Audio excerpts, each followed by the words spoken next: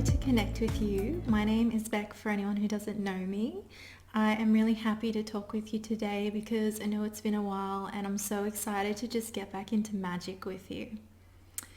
So we're going to start by talking about the time of magic or the days of magic.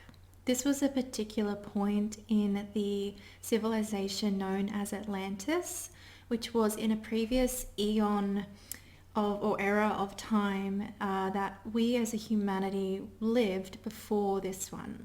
When I say era or eon, I'm trying to find a word to describe many thousands of years ago, but also where there was a different density. So the consciousness of man and the quality of the vibrational range that we live in now was different then.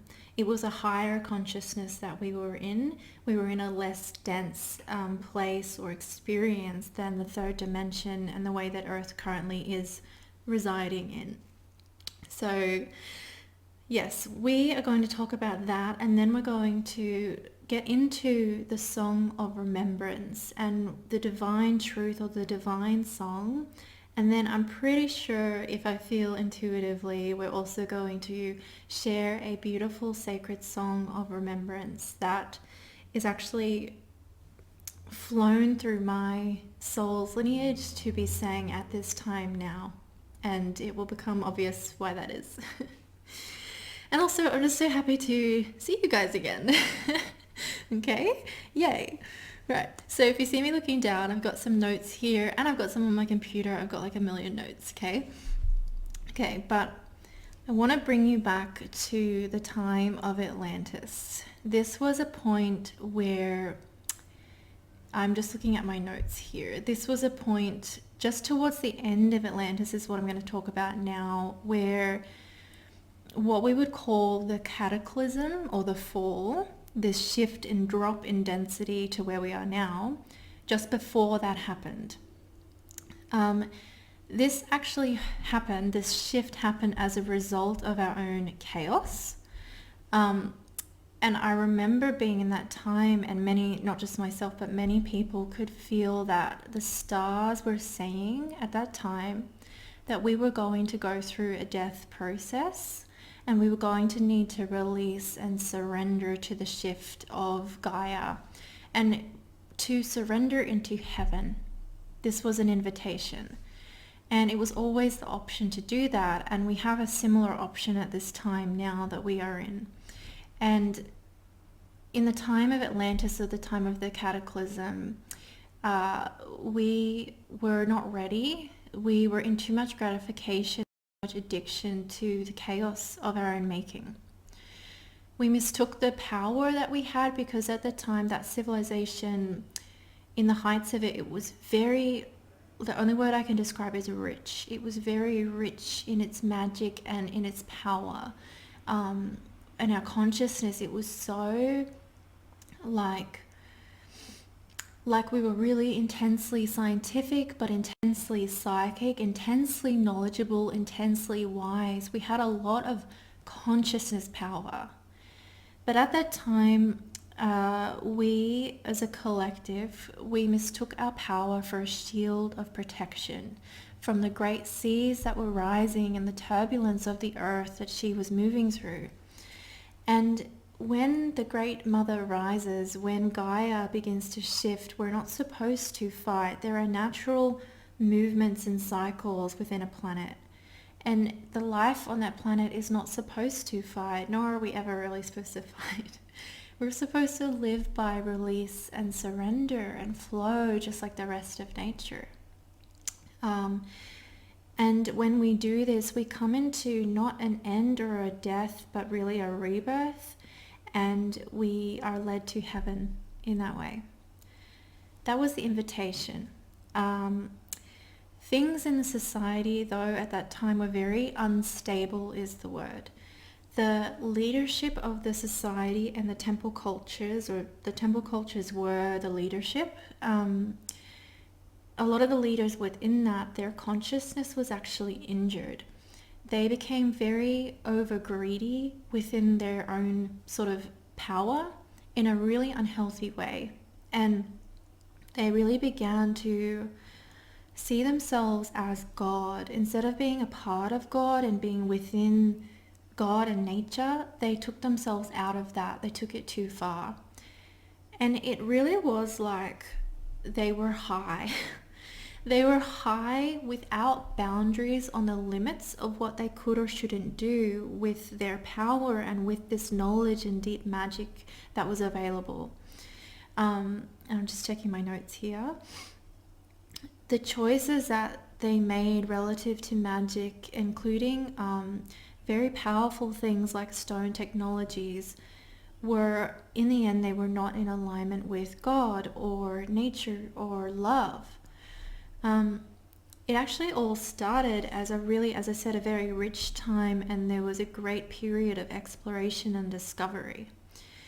It was just taken too far, and the people in the leadership of that became very unbalanced and chaotic, and ultimately there was a loss of relationship with nature.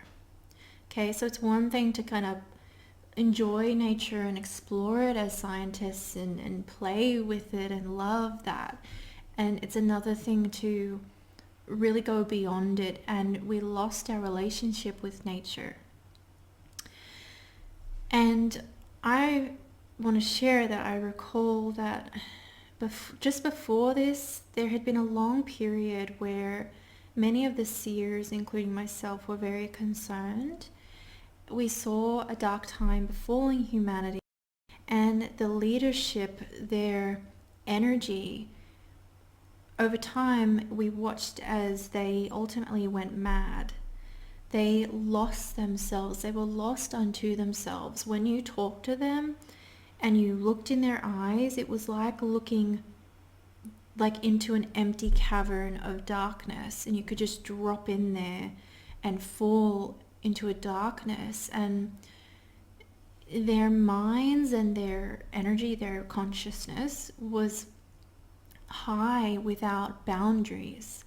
They were this wide open empty space, and without boundaries and structure, we go crazy. We need structure or boundaries, the container of ourselves, the container of God within us.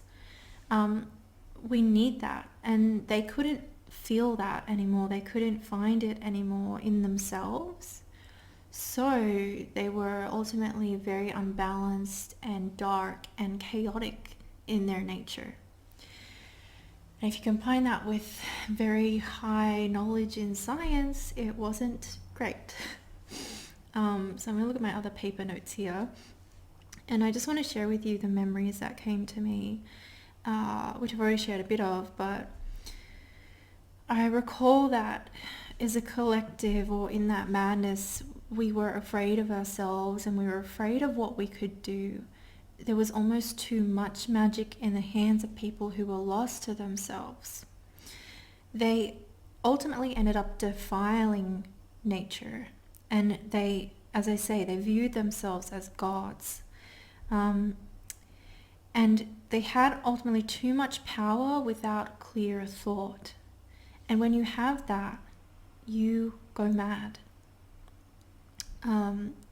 They lost the reason and harmony of nature, the natural blueprint that is in nature, a guiding force within us, within all life, and the larger life song. If you go too far out of vibrational energetic range, you can disconnect from the God force. And this is makes people very unwell and ultimately get sick and die. And as I said earlier, I remember looking at the stars, and I remember that the stars were speaking to me, and they were saying that they spoke of the lost order of man, and we were headed for a cataclysm, for danger. And I remember that myself and other seers, but I have some memories particular to me, we began inviting or trying to call people back to the earth, to the song of the earth, i.e. nature. And I remember working with the great crystals at that time. So there were these large crystals they were not built, but they were formed with human influence, but only guidance, and that they were also natural to Gaia. And they were formed and they were used in different ways, but you could think of them as like a library of information, but they were also used as telepathy between people or communication. And I remember that we wanted to nurture the old song, and we actually sang that song into the crystals. And I remember knowing about this time now where that song could be reaccessed and remembered, and that it would be needed at this time. I remember having vision of when another time that, to me, when I received that vision, it was so strange. It was the feelings like this is another world. But it would be another time where the waters would rise and strange contraptions, and at the time when I received that vision, I couldn't find like even the words for the weird foreign energy that I was like sensing in that vision.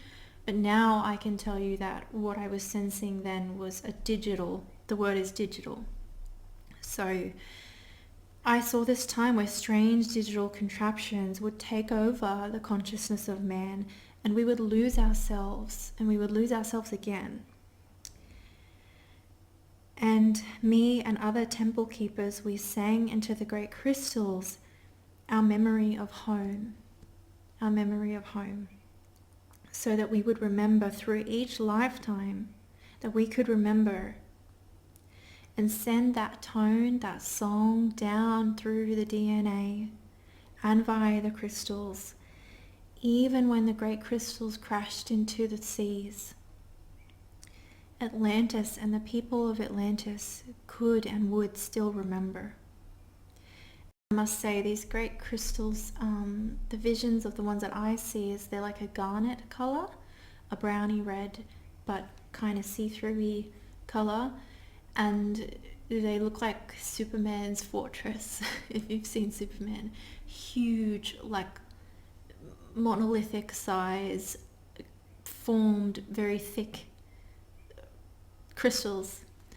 And yes, when Atlantis fell, the crystals went deep, deep, deep into the sea and back into the earth. So I want to sing to you now this song of remembrance. There is nothing you must do but be open to receive if you choose. And then we'll continue.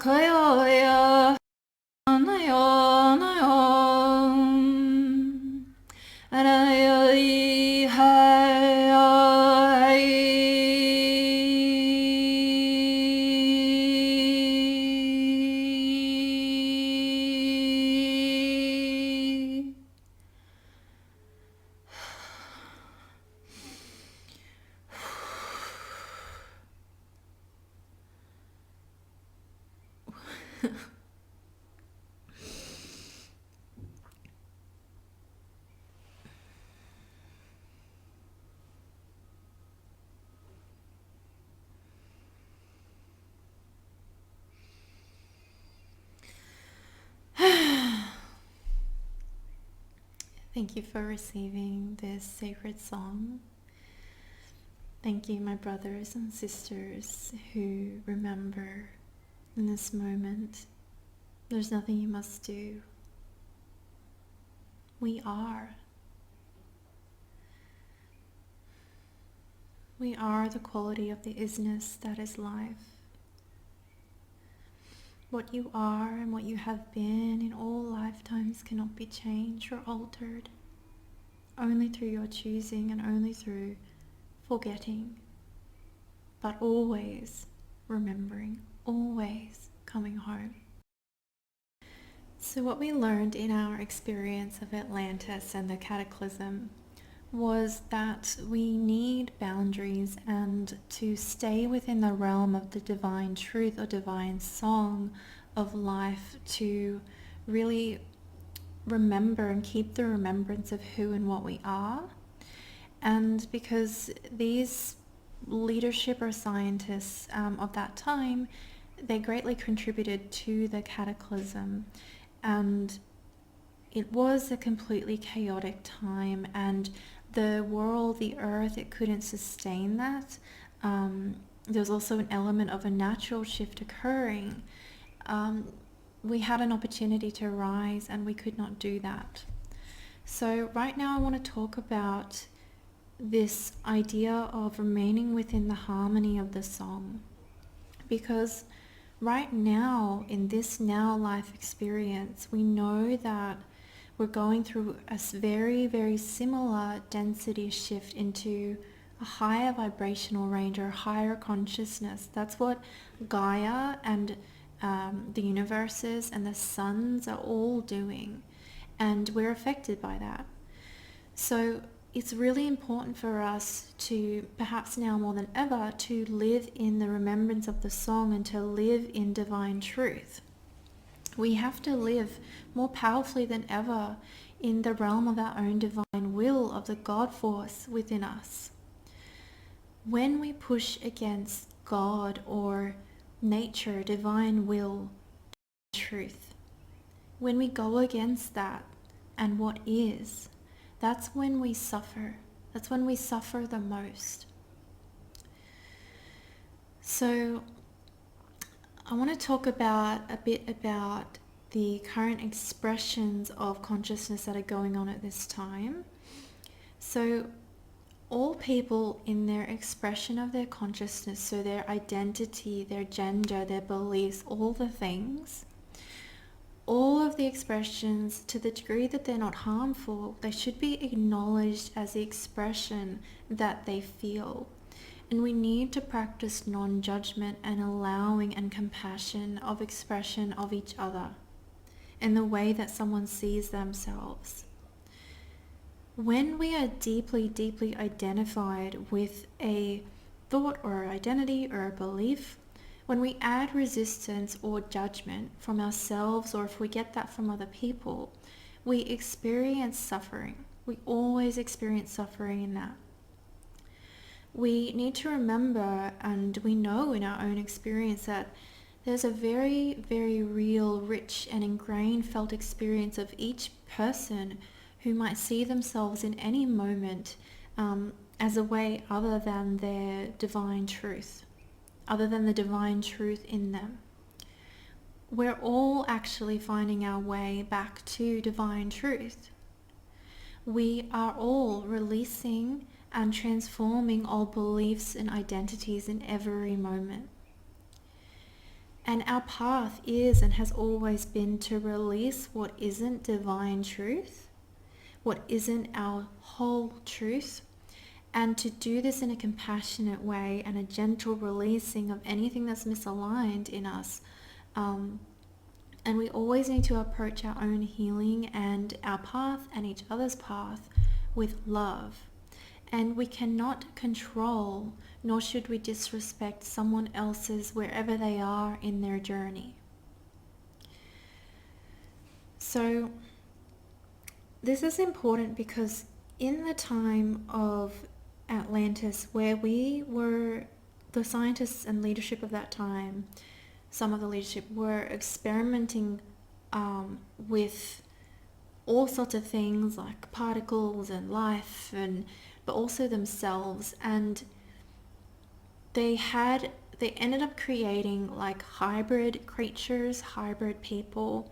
And because of that lack of being in alignment with the song, they really lost their path of consciousness and the truth of who they are.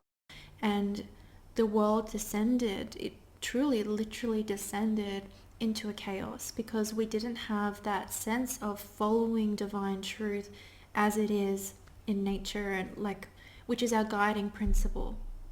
And so that's why there was, when I said there was a loss of relationship to nature, we decided that we were gods and we started to ignore the song.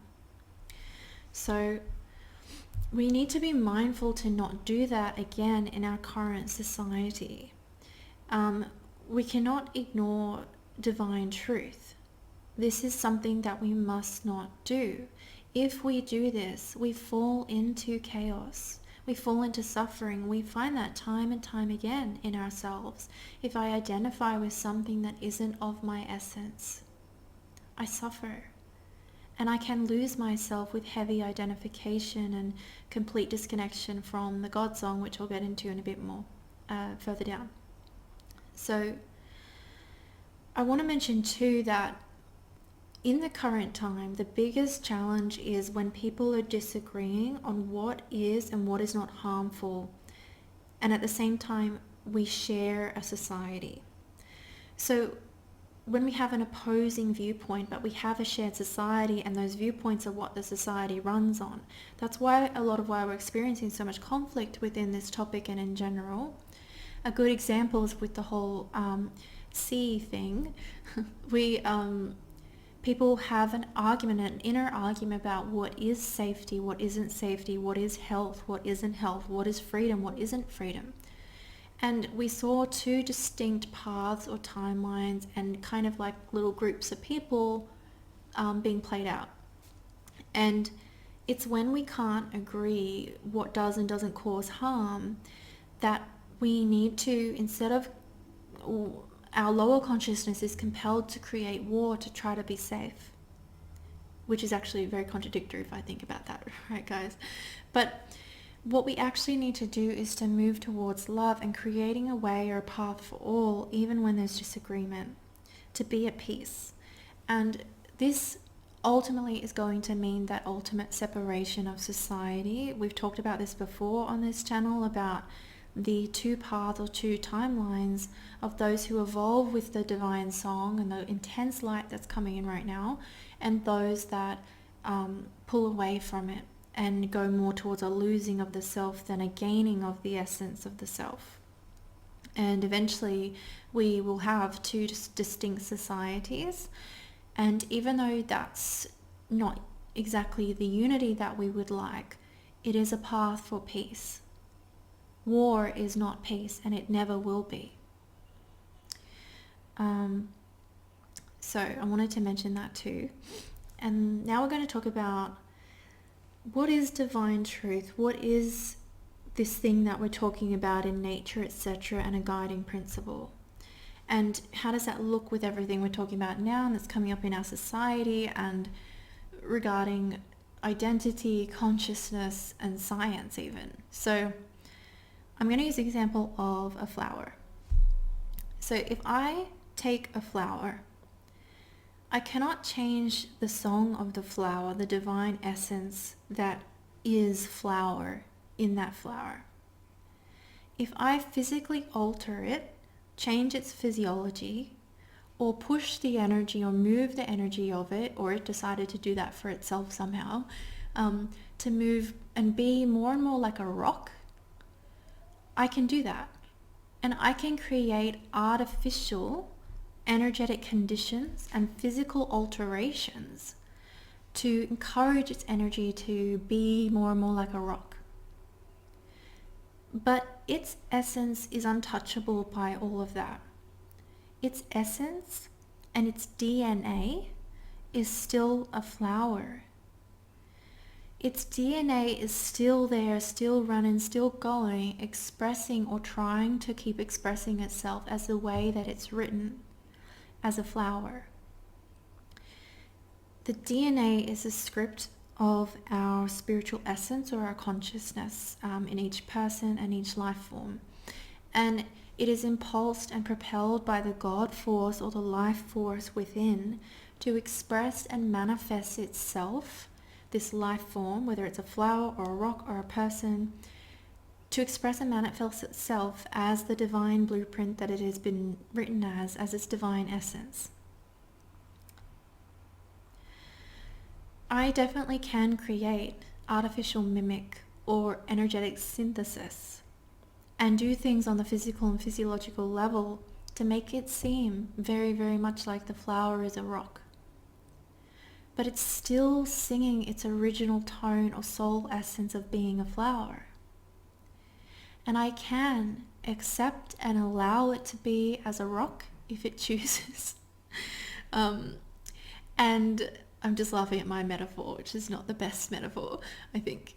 But it would not be in divine truth for me to say this is rock, because that goes against what is here. I can do this, and I can honor that. I can honor that it's a rock, or being a rock right now. But when we talk about essence and God essence and the remembrance of the God song and truth that we live by to not descend into chaos and without limitation and without boundary, without truth, if we push against the truth of what the essence of life is, we are no longer in alignment, or that life form is no longer in alignment with the God in itself, with its natural light. Without its natural light, it can't have natural state of health and wellness and full sacred expression of who and what it is, which is what we all came to embody. When we go against divine truth and we say this is a rock, we are thinking outside of truth and in a realm of delusion. We cannot live by delusion. We cannot live by anything other than truth. To do so is madness. When we live and believe as though what is not truth is truth, we become out of alignment with God, not only the God within us, but the larger. If I come out of alignment with that, something else happens. I become out of alignment with also the larger life song of the God force we're each a part of. Life force, universe, God. If I come too far away from that, if I keep disconnecting from my essence and God force, I actually become very unwell. We'll get into that in a few moments. And we suffer. So in order to, and this is what the people, I don't want to call them people because at a point they weren't people anymore, but the people of Atlantis who were doing this and practicing this sort of stuff, they realized that the most powerful thing and what actually needed to be done was to alter the DNA and to look at DNA and essences of things. So in order to actually permanently alter energetic structures, one has to alter the DNA where the script of the energy, of the body, of the spirit is being played out. And when I was learning about this, I was playing a bit of devil's advocate, I think that's the right term, with this conversation with spirit so that I could have a very good understanding.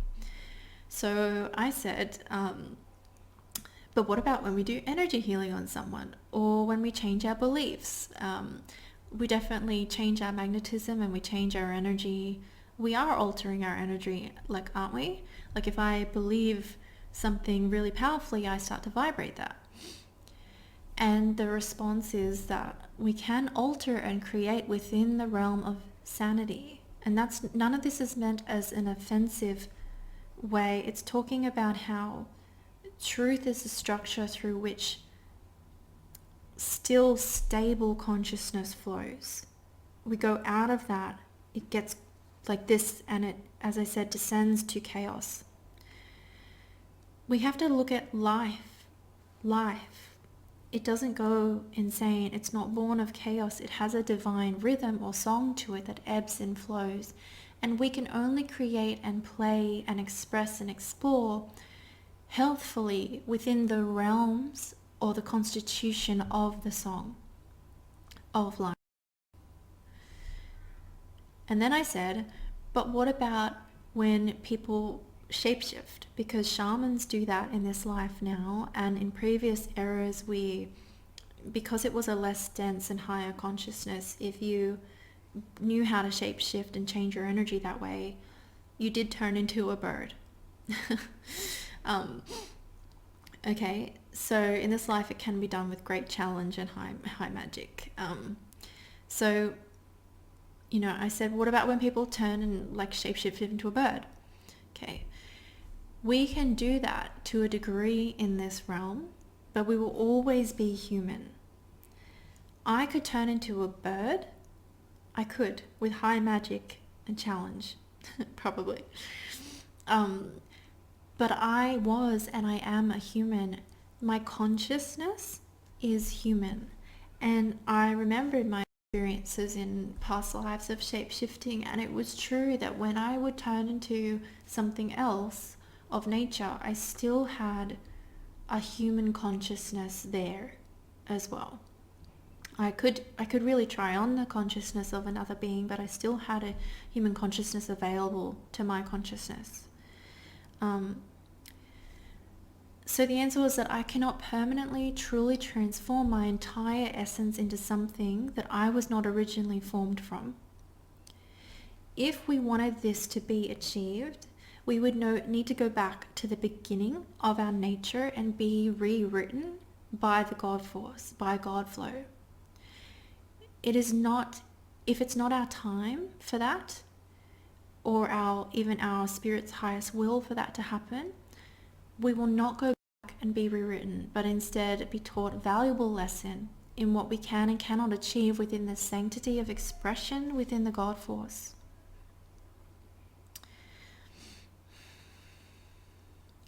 The people who were in the drunkenness of their exploration in Atlantis, they realized all of this, and they altered their DNA and experimented greatly with themselves and others, and in dark ways on innocent people and creatures and just themselves through free choice, all seeking power and getting high. They really were high on like this godlike feeling they were getting from it.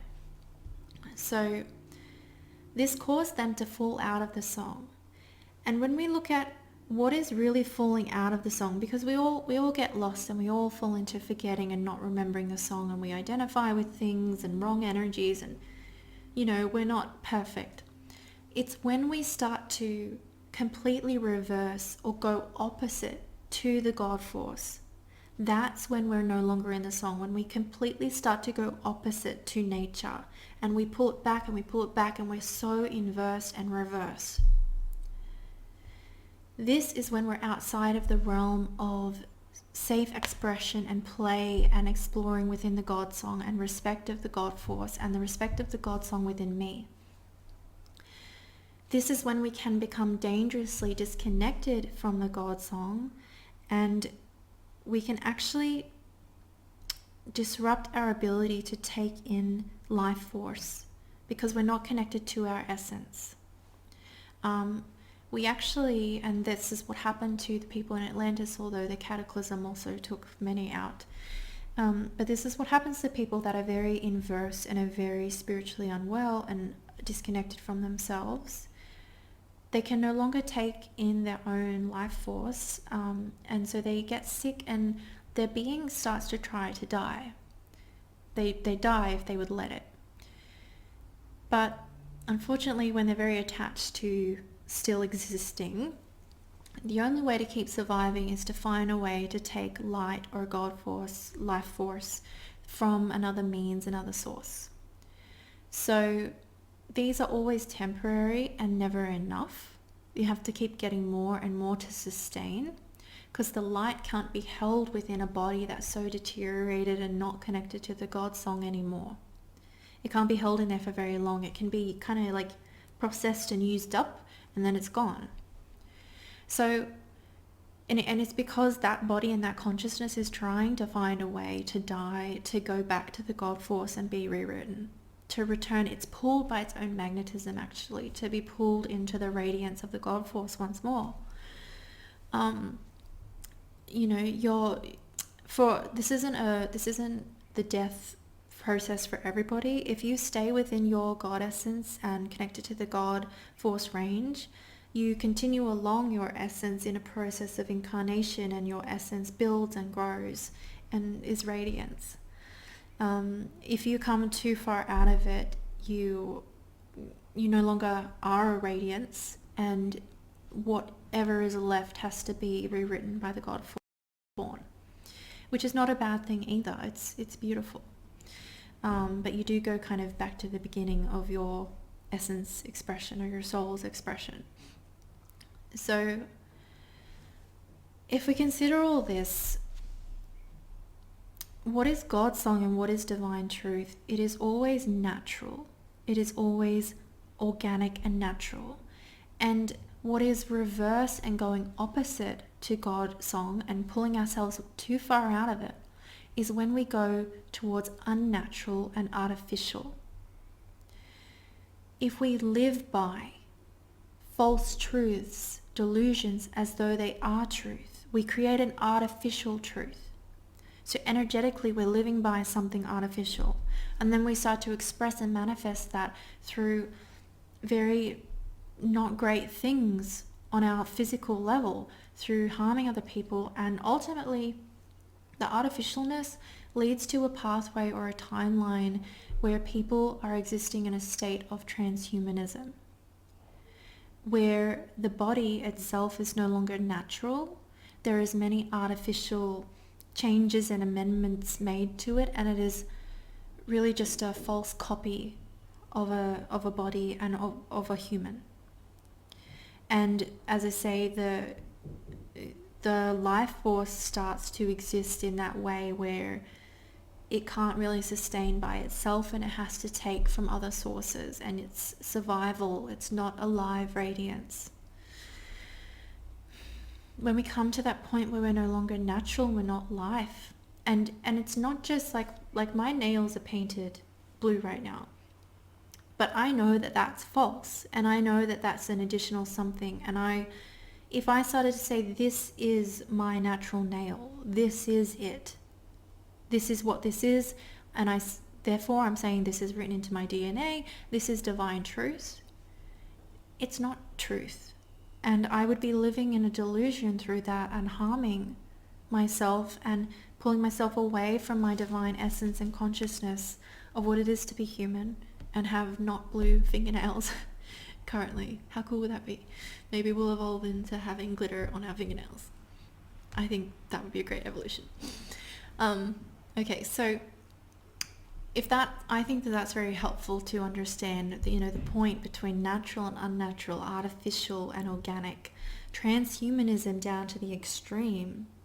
And we're going towards the other extreme in the healthful societies, as people start to live more naturally and create eco-villages and all the things. We're trying to come home to God. So this is very important for us to not go down a slippery slope of living by false truth and artificial ways. We've done it enough, and we cannot sustain it. We cannot continue that and live in this light and live within the range of the God force. It is not possible. An additional note in this conversation is that the divine feminine energy is being called or pushed or rising into and within Gaia at this time. The earth is calling that divine feminine light into herself, and Venus has come to send or merge that energy with Gaia, because Gaia has been out of balance with the feminine energy. And also because she's going through a rebirth, and that's a very feminine process. So this is relevant because one branch of the path to an artificial or transhumanistic path is an agenda to eradicate, to create opportunity for transhumanism and no limitation, no boundaries, and to be merged with machines at the end of it, to be very artificial. But one pathway for that is this beginning point of eradicating the concept of gender from the consciousness of humanity. And through that, we will be invited into an artificial way of life, or as one branch of artificial living that ignores natural polarity and expressions of light and divine truth that exist within nature and the God song. This does not mean that we pretend that there's no movement or there's never movement of our expression of the polarities of masculine and feminine in our day-to-day lives and in life and in nature. But we can't live in a way that ignores the song of divine truth, like I said earlier. And it is through the amplification of healthy divine feminine energy and the rebalancing and amplification of healthy masculine energy that these two polarities come into balance and Gaia and our consciousness becomes whole once more. The feminine must come into her fullness and wholeness. The masculine must come into his fullness and wholeness. And then, through them both becoming full, something starts to happen, magic starts to happen, and synergy takes place. The third force of nature, the third force takes place, and union occurs. In many evolutions from now, we will end up in a place where the human body is one of union, and polarity is no longer expressed in this universe and thus in the body and the consciousness. We're a long way off from that. We have to fully express masculine itself and feminine itself, and then there will be a natural merging, and this will create union. Union and unity is where ascension is going, and it is the utopia and the new earth and all of that. So it's very important for us to maintain and develop our connection with our divine feminine, and for the healthy masculine to rise and to honor the truth of gender and polarity. Here I want to reiterate again that all people in all of their expressions should be acknowledged as the expression that they are feeling, that they feel. We have to practice non-judgment and allowing of expression. It is very painful to do to yourself or do to someone else, to push against, resist, or judge something that is extremely a felt, rich, ingrained experience for you or for someone or something in life. We can't deny that either.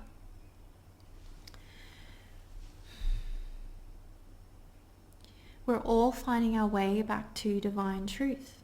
We all have beliefs and identities that are away from our essence, or that we are using as a pathway to cultivate our true essence by all that we learn through that. There must be compassion. There must always be compassion and respect, and not trying to control where another's journey is.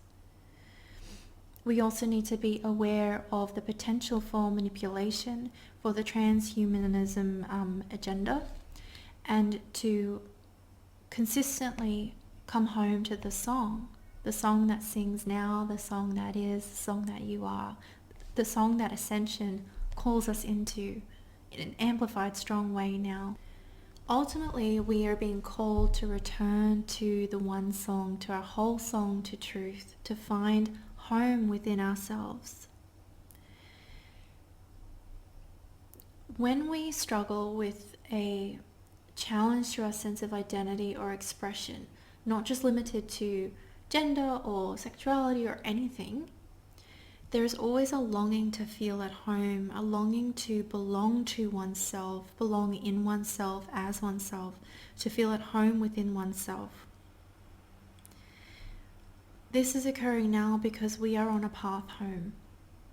We are on a path home, and you are home within yourself now. Your divine essence always is, no matter how or what way we are expressing. The God song in you is a greater song that we are all each a unique part of. When we allow ourselves to belong to that and to come home to that, to remember the song in love, we live in the end of suffering. And we invite union and remembrance and ascension of our spirit, which is only love. Our time has come to remember together. Thank you for being here today. I appreciate each of you, and I'm sending each of you love, remembrance of your choosing, and the knowing and the knowledge and the felt experience that we are home. We belong to each other, we belong to life, to divine truth, to God, and so it is.